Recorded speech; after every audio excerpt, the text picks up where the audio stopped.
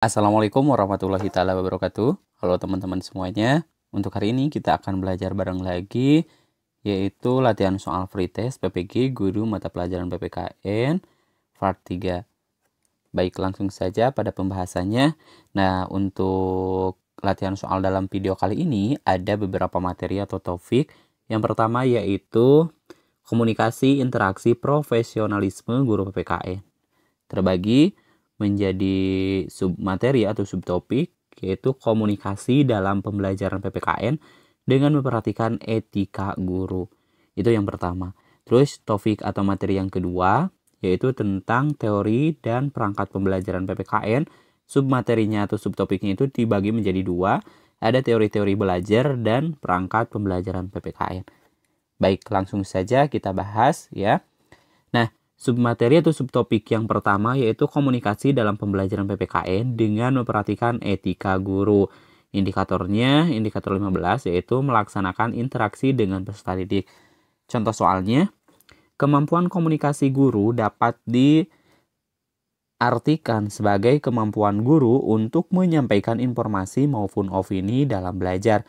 Tidak hanya penyampaian materi pembelajaran, tetapi juga berupa pengarahan serta memberikan motivasi yang dilakukan guru kepada siswa, sehingga terjadi timbal balik. Nah, berikut beberapa keterampilan komunikasi guru yang perlu diperhatikan oleh seorang guru terhadap siswanya kecuali titik-titik. A. Kemampuan berbahasa dengan baik. B. Tinggi rendahnya suara volume yang dimiliki oleh seorang guru. C. Penampilan pakaian guru. D. Penguasaan guru akan bahan yang diajarkan.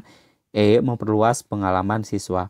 Kira-kira pilihan jawaban yang tepat menurut teman-teman yang mana? Nah, yang ditanyakan di soal ini yaitu berkaitan dengan subtema atau subtopik submaterinya tentang komunikasi, itu ya, yang berkaitan dengan etika guru. Sedangkan yang ditanyakan di soal di sini adalah beberapa keterampilan komunikasi guru yang perlu diperhatikan gitu ya saat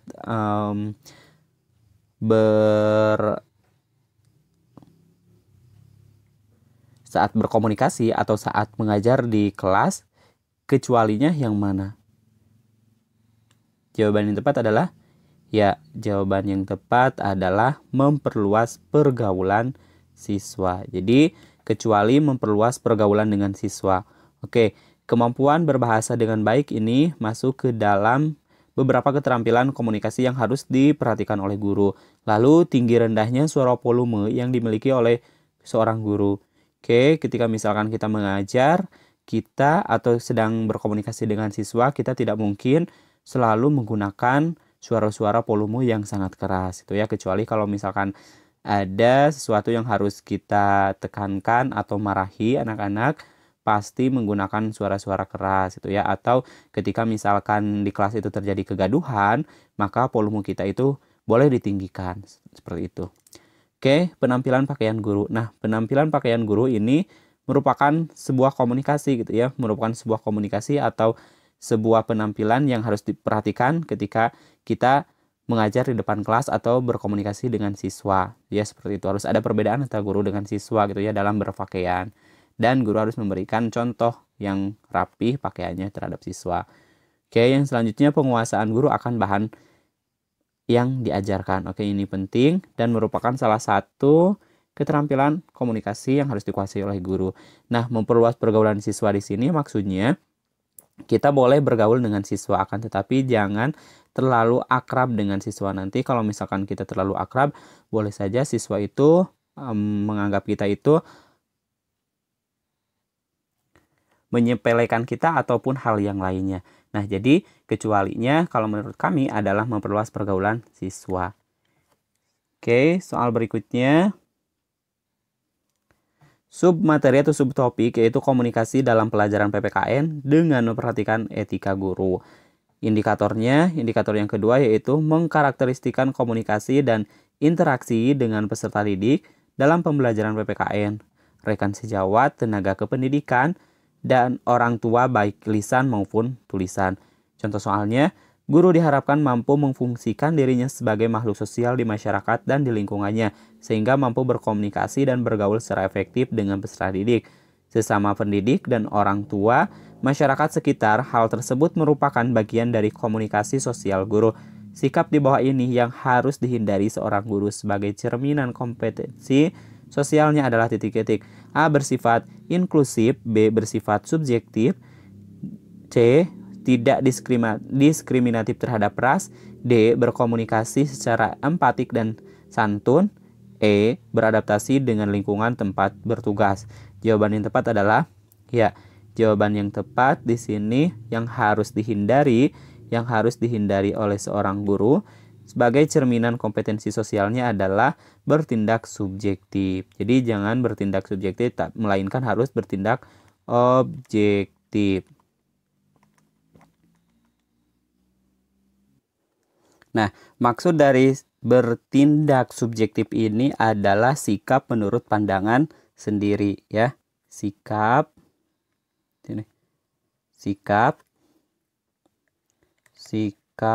menurut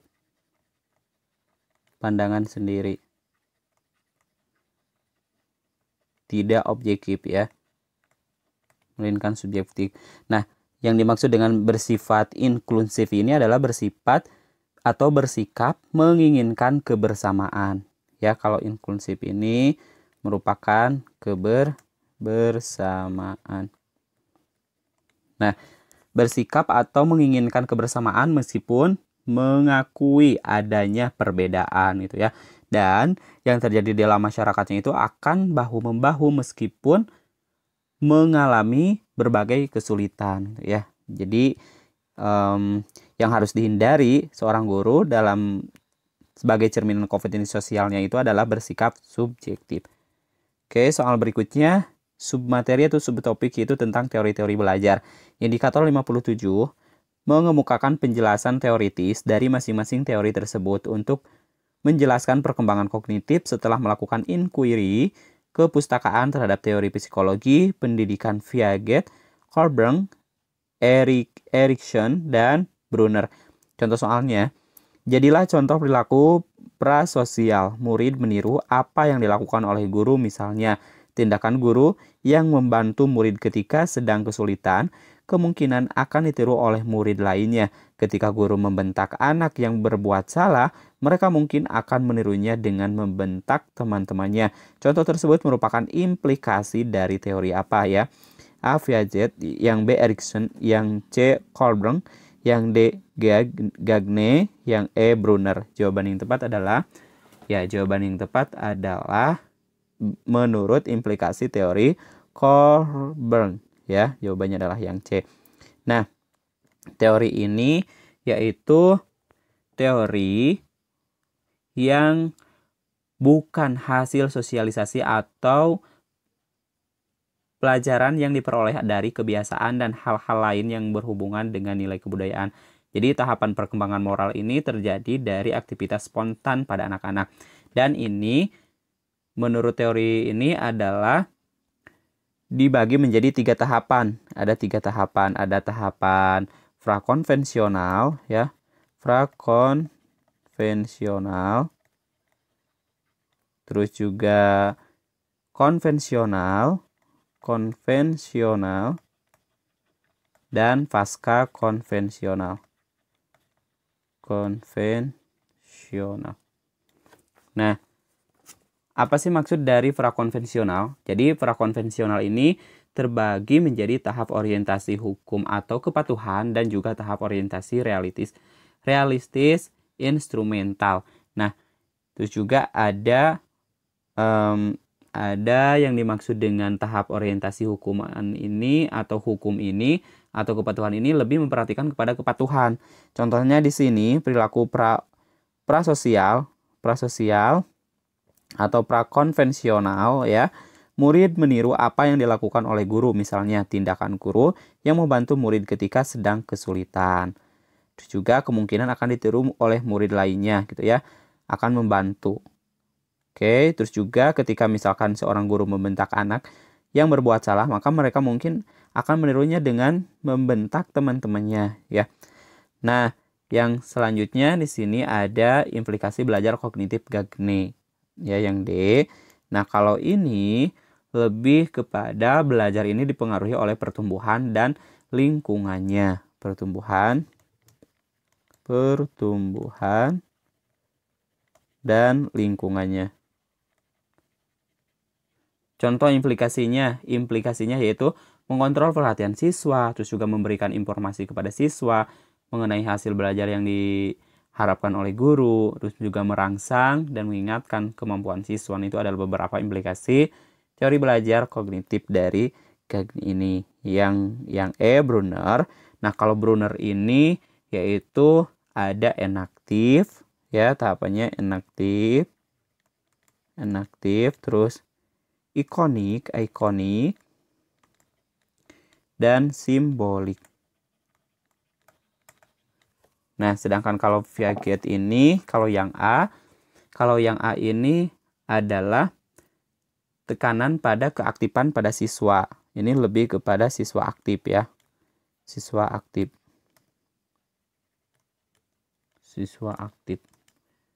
Terus juga implikasinya selain tekanan kepada siswa, keaktifan siswa, terus juga melibatkan partisipasi peserta didik, belajar aktif, dan guru berperan sebagai fasilitator. Guru sebagai fasilitator.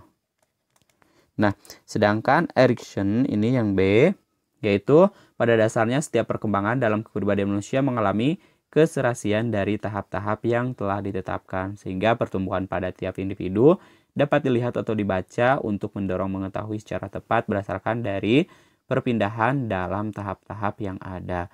Jadi ini lebih kepada bertahap.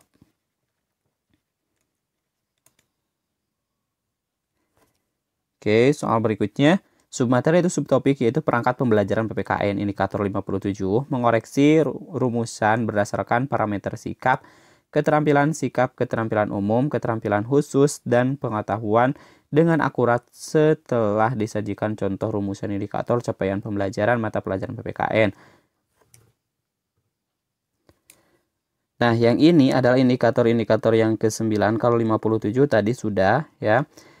Nah, salah satu contohnya yaitu salah satu langkah penyusunan silabus adalah merumuskan indikator pencapaian kompetensi dalam menyusun indikator pengembangannya sesuai dengan kecuali titik-titik. A. Karakteristik siswa. B. Mata pelajaran. C. Potensi siswa. D. Jenis tes. E. Tujuan pembelajaran. Jawaban yang tepat kira-kira yang mana? Ya, jawaban yang tepat adalah jenis tes. Jadi, salah satu langkah penyusunan silabus adalah merumuskan indikator pencapaian kompetensi. Dalam menyusunan indikator pengembangannya sesuai dengan kecuali jenis tes. Oke, yang selanjutnya submateri atau subtopik perangkat pembelajaran PPKN indikator 1 membuat perangkat bahan pembelajaran. Contoh soalnya, pembelajaran merupakan suatu sistem yang terdiri atas komponen-komponen yang satu sama lain saling berkaitan. Dengan demikian, maka merencanakan pelaksanaan pembelajaran adalah merencanakan setiap komponen yang saling berkaitan. Salah satu prinsip dalam menyusun RPP adalah perbedaan individu siswa antara lain kecuali titik-titik. A. Tingkat intelektual. B. Gaya belajar. C. Motivasi belajar. D. Sistematis. E. Minat belajar. Kira-kira pilihan jawaban yang tepat adalah, nah, perbedaan individu siswa antara lain yang harus kita perhatikan tentunya tingkat intelektual, gaya belajar, motivasi belajar, dan juga minat belajar, kecualinya adalah sistematis. Oke teman-teman, untuk latihan soalnya kita cukupkan sampai di sini dulu, dan insya Allah nanti kita lanjutkan pada video selanjutnya. Semoga bermanfaat. Kami akhiri. Assalamualaikum warahmatullahi wabarakatuh.